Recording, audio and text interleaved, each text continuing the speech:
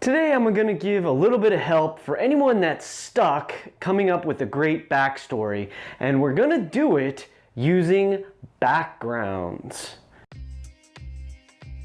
That's right, backgrounds from Dungeons & Dragons 5e are one of the controversial topics because some people hate them and some people dig them, and some people don't care one way or the other. They are more than a mechanic, and I wanted to use backgrounds to give a couple of quick tips and some insights into how I approach backgrounds and backstories so that maybe you can have some great flashes of inspiration in creating your backstory. So welcome to the DnDaily vlog. I'm Gregory, this is 1 in 20 DnD, and if this is your first time here, remember to hit the bell and subscribe, because that way you'll get to know when these videos go live every day and hear me talking about RPGs, D&D, and sharing my insights with you, like the topic of today. Before I get into it, I will say thank you to Sandshock, my newest subscriber. I appreciate you joining for the ride. So let's get into it. Let's talk about backstory and how to improve your backstory, how to come up with a creative backstory. Maybe this might be a place to begin. I want to talk about backgrounds because I think a lot of people scoff at them.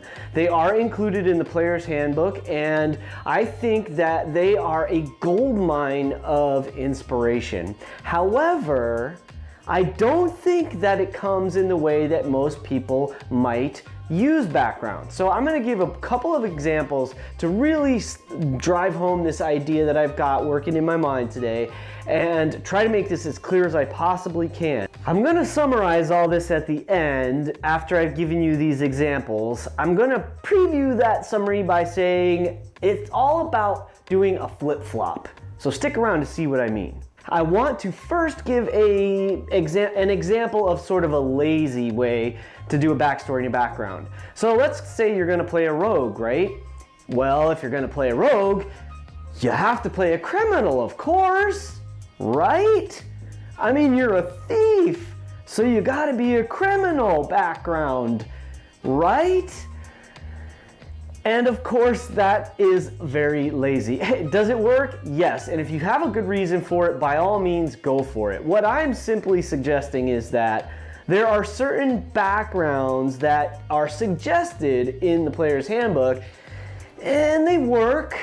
They're convenient, but they're also kind of dull. They're not going to lead you to the kind of juicy, spicy, interesting background that you might want to create. Because if you're going to play a cleric and you play an acolyte, okay, sure, it works. If you're going to play a fighter and you take the soldier background, yeah, okay, it works. And perhaps if you're gonna play, you get the point, right?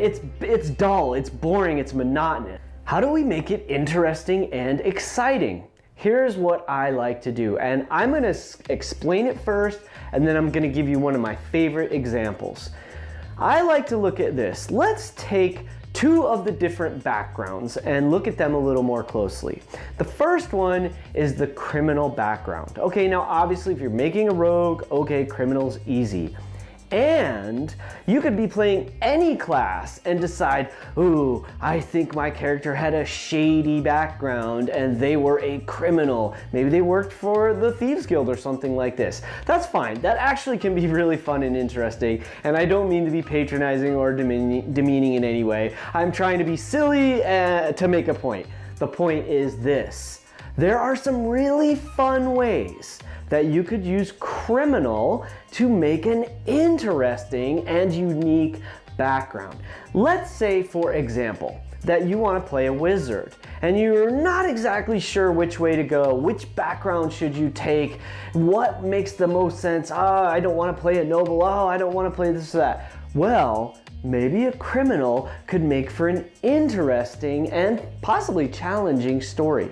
What if the only way your wizard could study at the Mage's Tower or with the Mage's Guild was if they stole food because they came from a poor family. They didn't have the money to afford books and tuition and whatever that your character needs to survive at the tower, at the guild, at the wherever you're taking your training.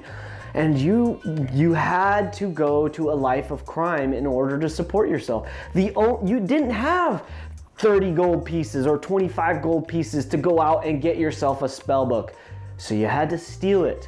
And you didn't have enough money to buy yourself bread and food every day. So you had to steal it.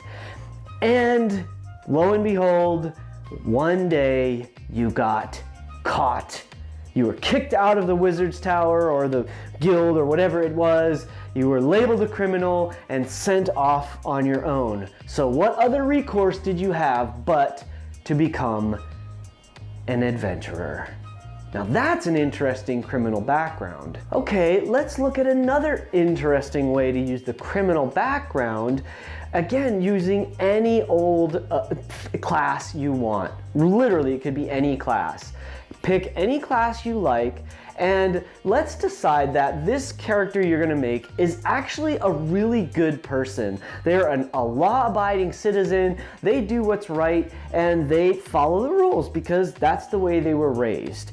And one day, something happened where they were thrown in jail. Or maybe they didn't get quite thrown in jail, but perhaps the constable or the city guard or someone came to arrest them. Why? Because they had been framed. Well, what were they framed for? Who was it that would frame them? Why would they get framed? Look at all the amazing questions that come up from just that one simple concept. That concept could work for any class, any race. You just simply decide, my character's a criminal. They don't want to be a criminal. In fact, they're not really a criminal. However, they were framed, they were wrongly accused, and they are on the run, which is why they became an adventurer, because they need to get enough coin and enough resources to find out who set them up and why. That gives so much gold, so much meat for your dungeon master to work with. You will probably be surprised. And not only that, it will lead into all kinds of fantastic opportunities for you to role play your character. Maybe you're skittish anytime you see the city guard because you're afraid that they might know who you are and they might try to arrest you. You know, maybe you're bending over backwards to prove to everyone, including the other party members, how good you are, because by golly, you're not a criminal, right? Okay, those are just two examples using the criminal background. Now I'm going to switch to another background, and this is going to be an absolutely specific example. In fact, it's one of my favorite examples, and it comes from our Ice Spire Peak game, because my friend Curtis came up with one of the best background usages I have seen. This is what he did. He decided he wanted to play an Oathbreaker Paladin, right? And he decided he was going to take the soldier background. So here is this character who is a knight. He believes in justice. He believes in doing the right thing. He has a code of honor that he follows. And what happened? But that code was tarnished and blackened by the people above him in the church.